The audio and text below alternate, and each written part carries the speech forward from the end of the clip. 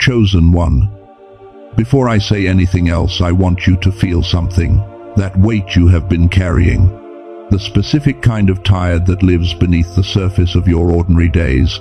The kind that shows up in the quiet moments when no one is watching. The kind that no amount of sleep seems to reach. The exhaustion of someone who has been faithful for a very long time, in a season that gave very little evidence that faithfulness was actually doing anything at all. You know exactly what I am talking about, and I need you to know, not as encouragement, not as a comforting phrase designed to help you feel better for a few hours, but as a truth I am going to prove to you today through some of the oldest and deepest wisdom we have about how this process actually works. That weight is not failure. It is not distance from God. It is not a sign that something has gone wrong. It is the weight of what you just came through, and you came through it. There is a pattern in Scripture, in history, in the lives of every person who was chosen for something larger than their ordinary story, could contain a pattern that describes what happens in the unseen realm when a human being endures exactly what you have endured and chooses, in the quietest and most exhausted moment, to remain faithful anyway. The pattern is not what most people expect. God's response is not measured approval. It is not a quiet nod from heaven. What the ancient record shows us, what I want to unfold carefully and completely for you today, is something closer to astonishment. Something closer to the Creator being genuinely moved by what the created chose to do. You passed the final test, chosen one.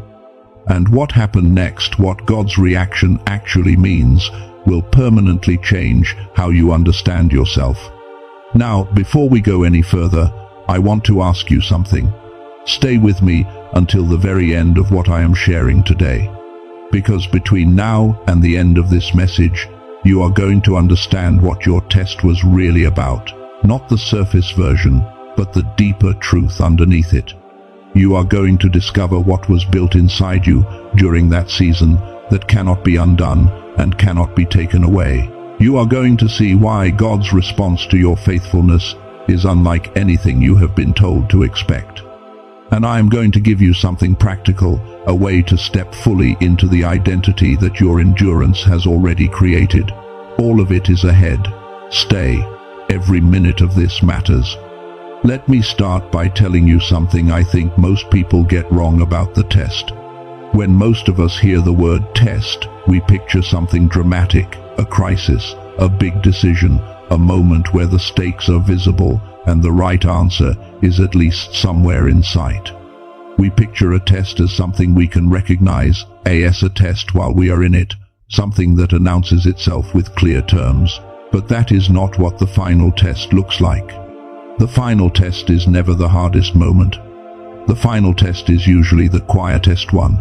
It is the morning you got up and kept going when no part of you had the energy to justify it. It is the moment you chose, without an audience, without a visible reward waiting on the other side, to stay faithful to something that gave you no confirmation it was working. That is what the final test looks like. And I want to talk about what happens to a person inside a season like that, because this is where most people miss it entirely. You came out of that season feeling a specific way, not triumphant, not celebratory. Something more like a quiet flatness. A little disoriented, like someone who has just walked out of a long tunnel and is standing in open air, but is not quite sure what to do with themselves now. If you have felt that strange numbness after a hard season, that inability to fully feel the relief you thought would come, I want you to know that feeling has a name. It is the aftershock of faithfulness. Because when your whole system has been operating in sustained endurance for a long time, it does not know how to simply switch off when the season ends. Your body, your mind, every part of you has been holding something tightly for so long that even when you can release it, the muscles are still contracted. And that is not weakness. That is not lack of faith. That is what faithfulness costs. Now here is the first thing I want you to understand about your test. What was being burned away during that season was not just your comfort. It was not just your timeline or your plans or the version of the future you had built in your mind. What the fire was removing slowly, carefully, purposefully, was a version of your identity that was built on a foundation too small for what comes next. Not because you were wrong, not because that version of you was shameful, but because it could not carry what is being placed in your hands now. Think about gold in a refiner's fire. The fire does not destroy the gold. It cannot destroy the gold. What the fire does is remove everything that is not gold, the impurities, the mixture, the material that was making the whole thing less than it was created to be. When the gold comes out of the fire, it has not been diminished. It has been clarified. What it always was, underneath everything mixed in with it, has finally been revealed. That is what happened to you. The patience you carry now, the kind that does not have to force itself anymore, the kind that feels less like a discipline and more like a quiet, settled knowing that did not exist in you before the fire. It was built in the fire because no other conditions could have produced it. The ability to trust without demanding evidence, to hold steady in silence, to stay aligned when no confirmation is coming, that was formed during the longest nights of that season, when you had nothing to hold on to except something deeper than feeling. And the identity underneath everything, stripped of performance, stripped of approval seeking, stripped of trying to be what you thought you needed to be in order to deserve the calling that has been revealed, not created, revealed. Because it was always there. The fire just cleared away everything that was covering it. And here is where I want to plant something before we go deeper, because this is only the first layer of what I want to show you today. What was formed in you, what was clarified in you, that alone would be enough to reshape a life. But that is not the part that is going to stop you in your tracks, because the part that changes everything is not what was formed in you, it is the response from the other side of heaven while it was happening. Stay with me. What comes next goes deeper. There is a pattern that runs through every one of the oldest stories we have about people who were chosen for something and then placed in long, confusing, seemingly pointless seasons of waiting and loss. And the pattern is not just about what the season did to them. The pattern is about what their faithfulness produced, something unseen, something that registered in a realm they could not observe. Joseph was 17 years old when something was placed inside him. A calling, a vision of who he was going to become. And then, almost immediately, everything went in the exact opposite direction. His brothers threw him in a pit. He was sold into slavery. He served faithfully and was falsely accused and imprisoned. He interpreted a dream correctly for a fellow prisoner, who then forgot about him for 2 more years. 13 years. From the vision to the fulfillment, 13 years of treatment that, by any logical measure, would suggest the vision was wrong, that God had forgotten, that the calling was a mistake. But here is what the text shows us happening during those 13 years. Joseph was not just enduring, he was becoming. The authority he would need to manage the resources of an entire empire, the wisdom to lead without losing himself, the steadiness to hold power without being corrupted by it. None of that could have been downloaded from outside. All of it had to be formed, and it could only be formed in exactly the conditions he was placed in. What he came out of that prison with was not a reward for good behavior. It was the inevitable emergence of what 13 years of faithful endurance had made him. He was the only human being alive who had been prepared, specifically and completely, for that exact assignment. And Job, you know the story. Everything stripped away, everything that could be taken, and in the middle of it, what the text records is something remarkable. Not just that God watched Job endure, the text records God speaking about Job with something in the language that reads less like approval and more like pride. The Creator speaking about one of the created with the energy of someone who has watched something exceed every expectation. This is the pattern. This is what your endurance has been doing in the unseen. And now, I want to step into something for a moment. because there is something I want to share with you that connects directly to what we have been talking about, specifically what happens to a person's mind, their actual brain, after a long season of sustained endurance and pressure. Research coming out of institutions like MIT, Stanford, and Princeton has been tracking something most people do not know about. There is a specific brainwave frequency called gamma that neuroscientists have identified as most linked to clarity, intuition, creative insight, and what some researchers call the state of flow. The state where things come together naturally, where the right connections happen, where a sense of alignment feels almost effortless. Children naturally operate at high gamma. Everything feels connected. Learning is almost automatic. Creativity is everywhere. But sustained stress, the kind that comes from long seasons of endurance, from carrying invisible weight without resolution, suppresses gamma. Not permanently. But the longer the pressure, the more that frequency goes dormant. And when it goes dormant, things that were once clear start feeling clouded. Things that once felt alive start feeling flat. That flatness you have been feeling has a physiological component.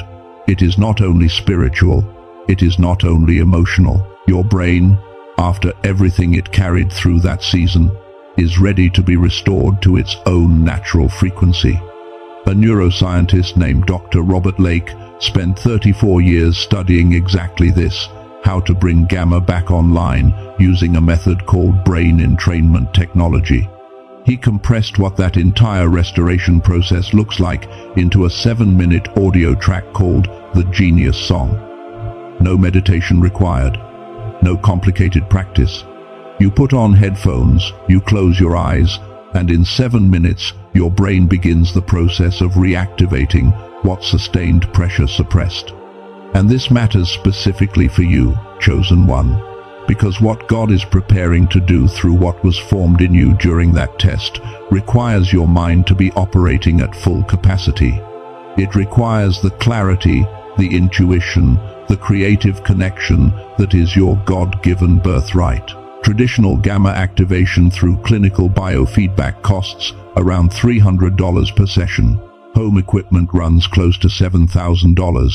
Dr. Lake made this available as a digital track for $49. But because he wanted it to reach the people who actually need it most, those who access it through this message can receive it for $39. Not on Amazon, not anywhere else. Only through the link in the description and the pinned comment below. With that, you also receive 4 bonuses at no additional cost. An audio track specifically designed for children's focus and confidence. The original book that inspired the film The Secret, the real version, more practical and financially grounded than the film, valued at $20 on Amazon, included free. A guided visualization covering your finances, your relationships, your health, and your sense of purpose. And a printed infographic with the 5 most important habits for building the future you were designed to live. Full money-back guarantee, no conditions, no questions asked. I also want to say this clearly. There are counterfeit versions of this product circulating online sites using the name but not the actual technology. Just regular audio with nothing embedded. The only way to receive the real product with the actual brain entrainment frequency, all 4 bonuses, and the full guarantee is through the link I have placed in the description and the pinned comment of this message. Do not search for it anywhere else.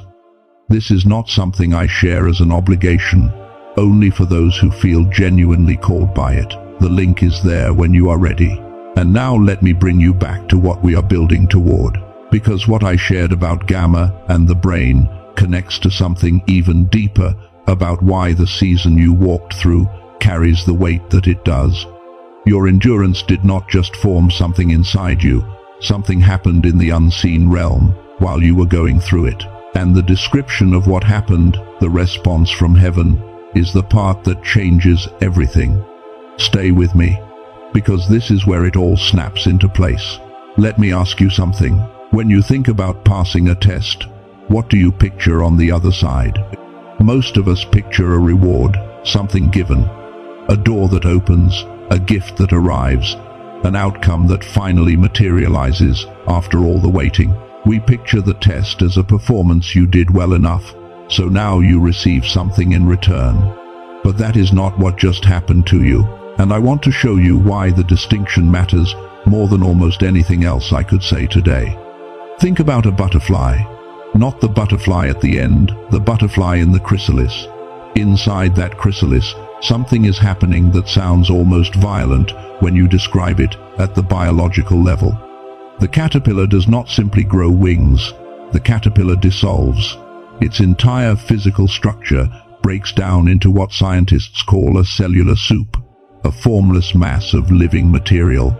And from that complete dissolution, the butterfly is assembled. Now, does the butterfly win its emergence from the chrysalis? Does it receive wings as a reward for patience? No. The butterfly emerges because it has become what the chrysalis was always building. The wings are not given to it. The wings are it. What comes out of the chrysalis is not the caterpillar plus wings. It is an entirely different expression of the same living thing. That is what just happened to you. You did not pass a test and earn a reward. You passed a test and completed a transformation. The identity that comes out of this season is not your old self plus better circumstances. It is a fundamentally different expression of who you were always created to be, with the capacity, the depth, and the settled authority that your old self simply did not carry. Joseph did not receive the position of second in command over Egypt as a prize for 13 years of faithfulness. He emerged from prison as the only living person who was fully formed for that exact assignment. The position was not given to him. The position was the inevitable recognition of who he had become. There was no one else alive who was prepared the way he was prepared. That is the truth I want you to receive about yourself right now. What is coming into your life is not arriving as compensation for what you survived. It is arriving because you are arriving. Because the version of you that endured that season, the version that came through the fire, clarified and clarified and clarified again, is the specific version that can carry what is being placed in your hands. This is not reward language, this is becoming language. And the difference between those two frameworks will change everything about how you receive what is next. Now I want to speak directly to something, because I know that as I say these things, there may be a quiet voice underneath the surface of your listening that is asking a question you might be afraid to say out loud. The question sounds something like this: but did I really pass? Because I doubted. There were moments I almost stopped. There were days I broke down in ways that did not look like faithfulness to me. I was not steady every moment. I was not strong every night. I had questions that went unanswered for so long that I started to wonder if I was even asking the right God. If I barely made it through, does that still count? Was I enough? Chosen one, I need you to hear what I am about to say very carefully. The test was never looking for perfection. It was never designed to reward the person who held it together the most flawlessly, who never cried, who never doubted, who never sat with the silence longer than felt comfortable. That version of faithfulness would not require a test at all. That version is not what the ancient pattern is describing. What the test was looking for is direction, not consistency of emotion, direction of the soul. And your direction never changed. In every doubt, you still faced toward something true. In every breakdown, you still got up. In every moment the question surfaced, and there were many you chose to stay. Not loudly, not without pain, but you stayed. That is what passed. And the question, was I enough, is one of the oldest weapons used against people who are standing on the threshold of what the test prepared them for. Because the moment you internalize your own unworthiness, you hesitate at the exact door you were formed to walk through. So here is what I want you to do right now, wherever you are, however you are listening to this. Take one slow breath in, and as you breathe out, I want you to mentally set down the version of yourself that is still waiting to be declared worthy. not dismiss it, not force it away. Just set it down for a moment, the way you would set down a heavy bag when you have been carrying it for hours and someone finally offers you a chair. You have been carrying that question long enough. You do not need it where you are going. Because where you are going, you are not the person who needs to prove something. You are the person who has already been proven. And that shifts everything about the identities I want to speak over you now. There are 5 things that you are that the season of your test has brought fully to the surface. Not things you are becoming, things you are. You are a spiritual warrior. This does not mean you never felt afraid. It means you held the ground when everything said, let go, and the ground held. Spiritual warriors are not defined by the absence of pressure. They are defined by what they do not release when everything else falls away. You released the timeline. You released the comfort. You released the certainty of outcome. You did not release your direction. That is the warrior. You are an intercessor. You have carried burdens in that season that were not only yours to carry weight for people in your life, for situations beyond your control, for things you could not fix or explain but refused to abandon. That posture of carrying what others cannot yet hold is not a burden you got stuck with. It is an assignment. And the depth of compassion you now carry is the direct result of the weight you agreed to hold. You are a wounded healer. What you went through in that season was not wasted on you. The specific texture of your pain, the exact shape of what you endured, is medicine for someone who is still inside what you have already come through. They do not need your highlight reel. They need your scar. Because your scar proves it is survivable. And you will know exactly what to say to them, not because you studied it, but because you lived it. You are a cycle breaker. Something ends with you. A pattern, whether it is generational, relational, or internal, that would have continued for another generation if you had not done what you did in the dark when no one was watching. You stepped in front of something old and heavy, and you said, "Not on my watch." Most cycle breakers do not receive trophies. They receive freedom, and freedom is the inheritance they pass forward. And you are a light bearer. Through everything that season asked of you, you maintained something in the dark that others will benefit from in the light. You kept a fire burning that no one outside could see, and that fire did not go out. What you preserved, the hope, the faith, the steady orientation towards something true that is now available to everyone who comes into your world. These are not aspirations. These are not things to work toward. These are what you are right now. And the only posture they require from you is not earning. It is receiving. Now, let me bring you to the place this entire message has been building toward.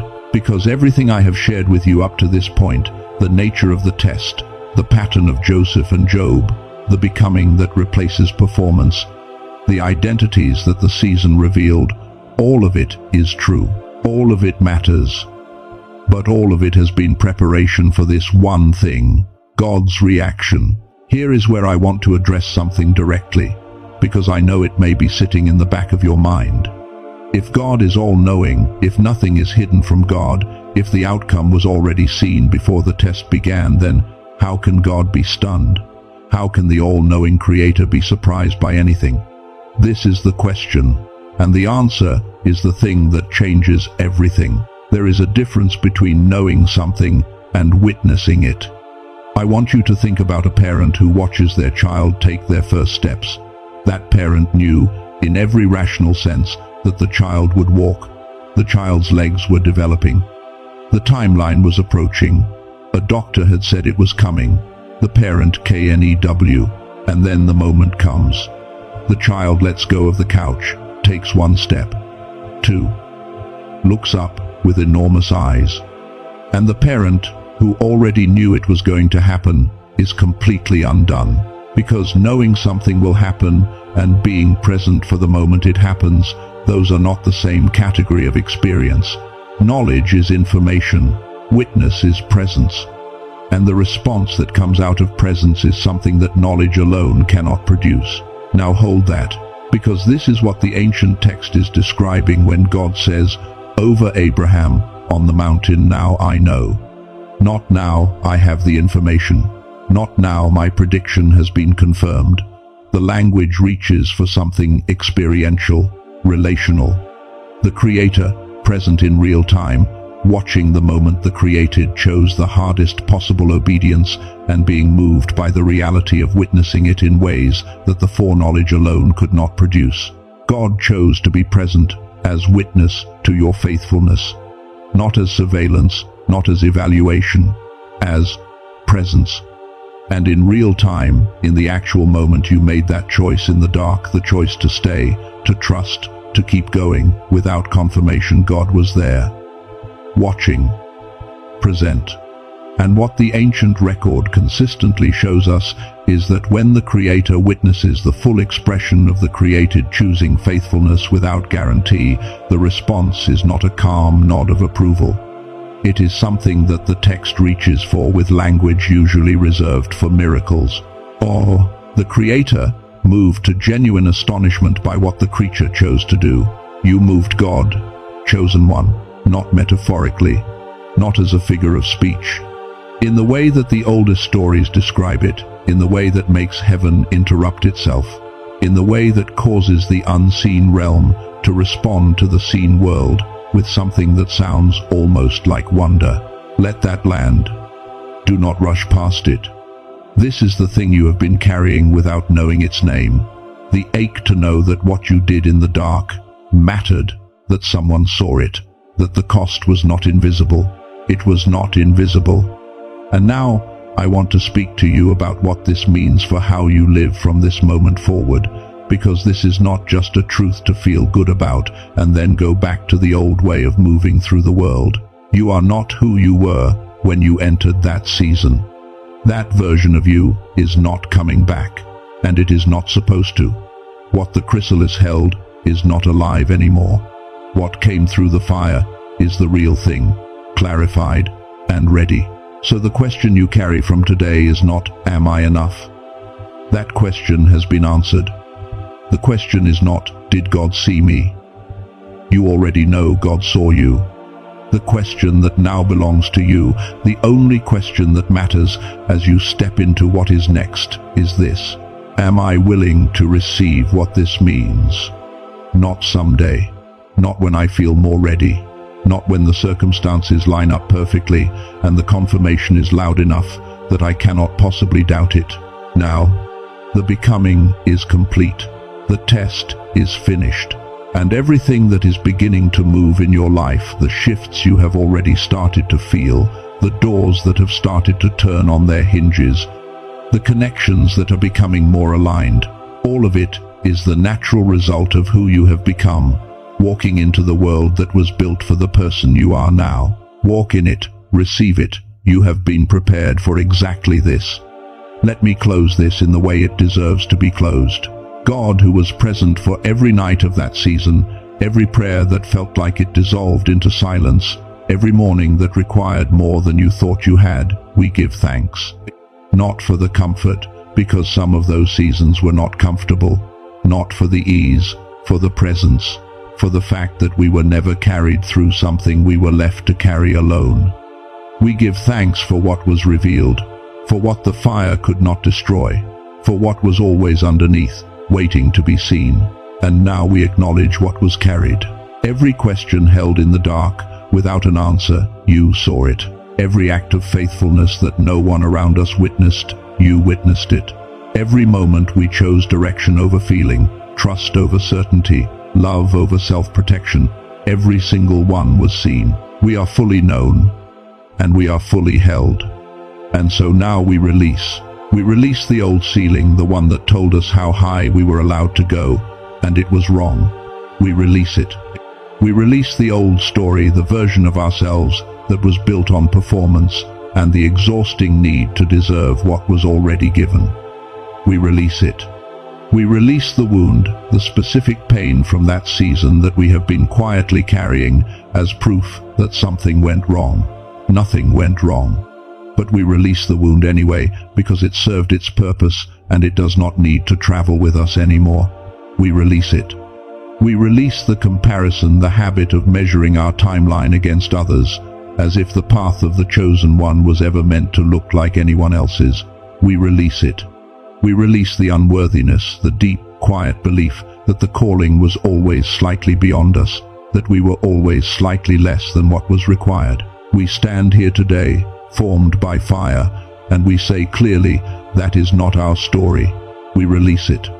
Now we activate. We call forth the full expression of the spiritual warrior, the one who has already proven they hold their ground. Step forward now. We call forth the intercessor, the one who carries what others cannot yet carry, whose compassion was forged in the same fire that tried to burn it out. Rise now. We call forth the wounded healer, the one whose scar is now medicine. Walk into your assignment. We call forth the cycle breaker. What ends with you ends now. What is passed forward from this moment is freedom.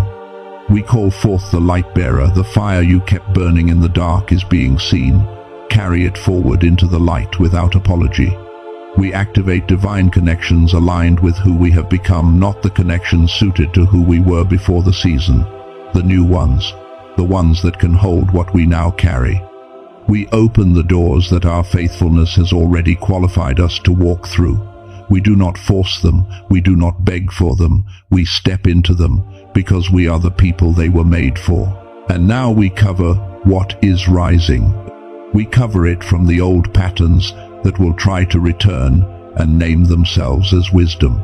We cover it from the voices internal and external that will say, this is too much, too soon, too far beyond what is reasonable to expect. We know those voices. They are not wisdom. They are the echo of the old season. We cover what is being built from everything that tries to bring it back down to the old ceiling. What has been forged, let nothing dissolve it. And now we declare, I am the one who endured. I am the one who was witnessed. I am not who I was when I entered this season, and I am grateful for both truths. I carry the warrior and the healer and the breaker and the bearer and the intercessor, not as titles I am working toward, but as the truth of who I have already become. I walk from this moment as someone who has been formed, proven, and seen. And I receive fully, without condition, without qualification, everything that is now beginning to move in the direction of who I am. In Jesus' name, Amen. It is done. It is sealed. We receive it. If something shifted for you today, if something in this message landed in a place that needed to be reached, I want to ask you to type one word in the comments right now. Type the word witnessed, because that is what you are. You are witnessed by heaven, and now by every person who reads that word and knows they are not alone in what they have been carrying. If someone came to mind while you were listening, someone who is still in the middle of what you just came through, who needs to hear that what they are enduring has a name and a purpose and an ending, share this with them. Not because they need motivation, because they need to know they are seen. And for those who felt called by what I shared earlier about the gamma frequency and the Genius song, the link is in the description and in the pinned comment below. It is there for you when you are ready. Take your time. Go gently, chosen one. What comes next was built for the person you have just become.